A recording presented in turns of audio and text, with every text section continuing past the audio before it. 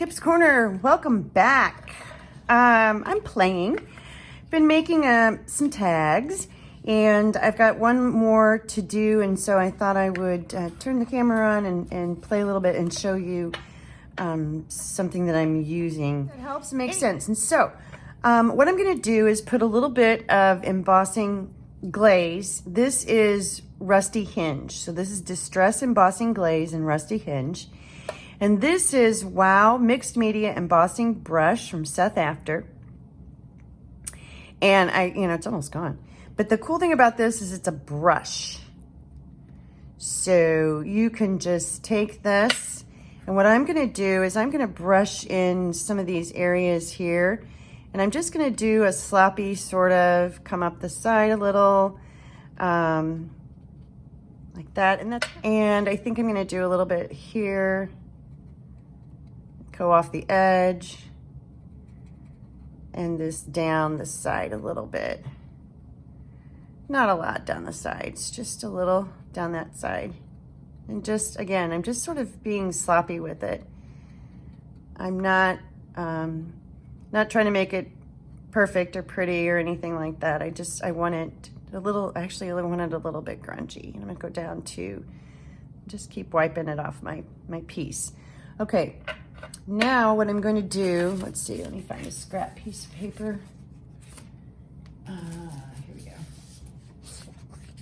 Now what I'm going to do is sprinkle some of this Rusty Hinge embossing glaze on it. And this glaze is translucent, and so the colors that are behind this will come through. So I'm just going to sprinkle down that side where I added some of that embossing liquid. Oops. And then I'm going to sprinkle some more over here.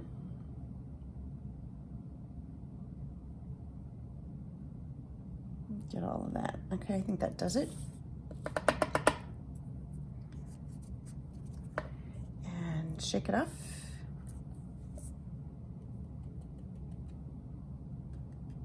So now you can see that rust where Rusty Hinge. You can see where that's going to come through.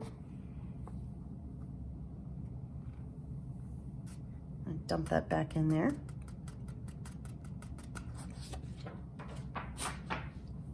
And see if I can pick this up without putting my finger in the Rusty Hinge. Okay. And now I'm just going to heat it up. Okay, let's let that cool for just a little bit before I pick it up and mess with it. But you can see that rust on the dark surface that was underneath. You can see it has kind of a cool, looks very rusty. And then my moth is going to go on here about like that. See, I don't want to touch that. That's not completely dry yet. So Mr. Moth is going to go on here about like that. And then we will have final tags. So let's let that sit for just a second. These are all chipboard based tags. They're from different companies, so they're different sizes. This one I started with the printout from Tattered Paint. Then I added in white the modeling paste through a stencil to get the texture.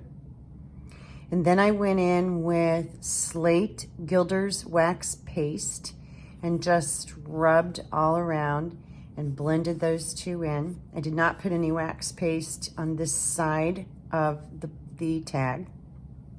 Just really focused my attention on the top of the modeling paste. And then I went in with black gesso and edged it with black gesso, and then just really just took my finger and just kind of did this a little bit and then added some splatters. The moth on top is a die cut. It's one of I'll put a link below actually, but it's a die cut moth. Okay. On top of the moth, I used Fractured Ice. It's an embossing powder, and you can see here's what it looks like before you, let's see if that helps. It's just got a lot of chunks and different colors and things in it. And so it gives you a black, it's almost an opal with a little bit of white mixed in there and some sparkle. It's really pretty. It's called Fractured Ice. And then I did that first, and then I glued my moth die onto the tag. Okay, this one, I started with modeling paste through a stencil, the same stencil actually, down here in the bottom. And then I covered the whole thing in a layer of black gesso. Next, I added some rice paper from Stamperia to the, kind of cut it through here, you know, to everything except where my modeling paste was. And that is, I think it's Carta di Riso. It's rice paper from Stamperia. And it's got a great big butterfly on it, but it's got these, I didn't use that portion of it. And so I put that rice paper on top of the black gesso, which is why this has such a darker background. Next, I went in with some gold, Finnabair Metallique Vintage Gold wax, and added wax down here to the bottom part where the modeling paste was. And then I added some gold up into the top part of the tag. Next, I went in with a vintage handkerchief, just the corner of a vintage handkerchief. It was very lacy. Laid that down, then laid down some cheesecloth, and then I laid down my butterfly. And last, to finish it off, I went in with some Gilder's wax paste in patina, and I added patina to parts of the tag, as well as a little bit of patina to the gold portion only of the butterfly. The butterfly is a mold. I poured it it's a resin mold that I poured. The mold is from Zuri Design, Z-U-R-I. And then on that, after I poured the mold and it dried, I covered it with a layer of black gesso. And then I went in with a mix of different colors of wax paste, most of which I believe are from Prima Marketing from Finnabair. There were some mattes, and some of them are metalliques, and it's just different colors, some blue and purple and green in here. And I just dabbed the flowers in different colors. Then I took the vintage gold, the same vintage gold I had done down here, and I put it all on this side, just vintage gold on this side. And then I used it very, very lightly just to touch the highlights on this side in vintage gold. So that's that one. This tag is, the base started with the same the same Stamperia rice paper, Carta di Riso. When you see it, it's got a great big butterfly on it, on the front of it. I didn't use that portion of it, but it's a beautiful rice paper sheet. Put that down using matte medium, a thin matte medium gel. And then I went in, and this side over here, this corner, this quadrant really, I used Seth Apter's Baked Texture. And this is Vintage Beeswax Baked Texture from Seth Apter. Great stuff. I love it. And I put that on using the mixed media embossing brush, the Wow, from Seth Apter also. Oops. And it comes with this in this brush. I put the embossing liquid down first, then the baked texture vintage beeswax. Let that completely dry and cool. And then I went in using the exact same liquid here, and I put in Distress Embossing Glaze in Vintage Photo around here, and I mixed it in a little bit with the vintage beeswax up in here. So when I heated it, they sort of melded together a little bit. There you go. Then I added, this is a metal butterfly from Prima Marketing. Didn't do anything to it. That's just the way it came. And then I added two pieces using a very heavy, super matte gel medium to glue down these watch springs. And then that one is done. I think I inked the edges of this before I put the wax on. Okay, so now, this is dry. Now I'm doing the fourth tag. This one I started with modeling paste through a stencil, through the Harlequin stencil, which is the same stencil that I used on this cover. I started with modeling paste, and then I painted the whole thing white. I used a base of white on this one. Okay, then I used a series of infusions. These are a powder, drying between each layer. I started first with Olive Tree, and I did Olive Tree twice. And each time, so you sprinkle the powder on, then you add your water, and your spray water, and then each time I rolled this so that I was rolling my color mostly out towards the edges. That's how I was able to get this lighter area here in the middle.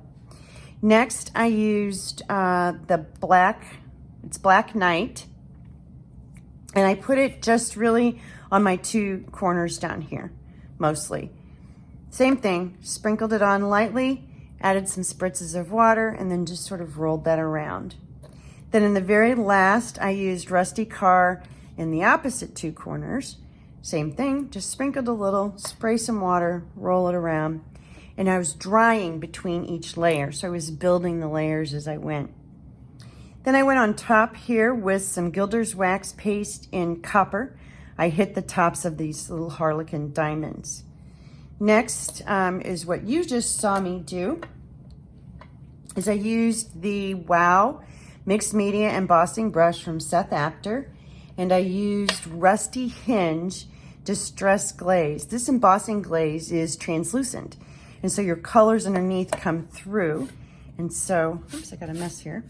And so my colors have kind of come through here. You can see, and you can see there. So it's not like a regular embossing powder where it's a solid coverage because it's translucent. Whatever you have going on in the background, same with this. You can still see this rice paper coming through that. You see that? So it's a really fun, cool effect. So now, I'm almost done. I'm going to add my moth, which has been embossed with copper embossing powder. It's just I've had it forever. I'm not even sure what brand it is, but any embossing powder would work. And now here's the tricky part. I used by the way, on both of these moths, I used a black cardstock as my base. And so now I got to put glue. I'm going to put glue all over this, and this takes just a minute to sort of run all the way through this because it's so intricate and detailed. I really don't want to leave any vulnerable areas. You know, I don't want this to pop right back off. And so I'm going to try to put a little dab of glue, a little bit of everywhere. So he's pretty detailed though, so it takes a minute. So bear with me here while I run this is one of the most beautiful uses for a skinny top. I am using, what am I using? Using art glitter glue. Oh, I'm using art glitter glue, and it has this nice skinny little metal tip, which is great for something like this. And this also dries pretty quick, so you gotta kind of hurry. And it's hard to hurry on this because there's so many. And the truth is, I don't have to hit every single one of those pieces, but I do want to get as much of them as I can. And I don't have to go all the way over here because I am cutting him off. But I'm going to go further than I think I have to, just so that I can make sure that the edge of him is completely covered. Pretty sure that's enough. And, which is also, I didn't emboss him the whole way. There was really no reason to waste the embossing powder. Okay. I think I've got it. There's probably an easier way to do that. I don't know. Maybe, maybe not. See, now I'm just going to go back over some of these spots that have started to dry up on me already, and I'm going to hurry up and get that down. I think I want him, well, obviously I need to put him far enough over to the left that I get all my embossing, but I think I want him about right there.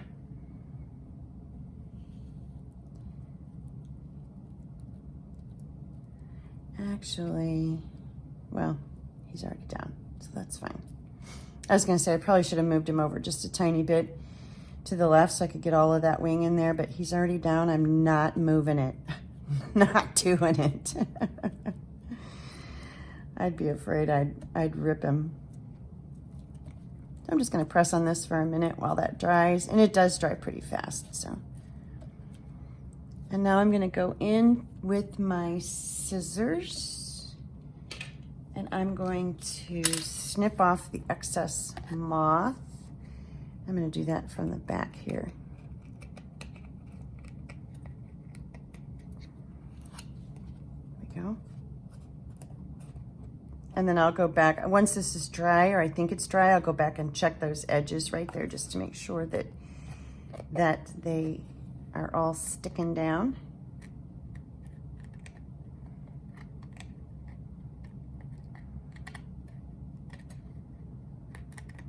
There we go. There we go.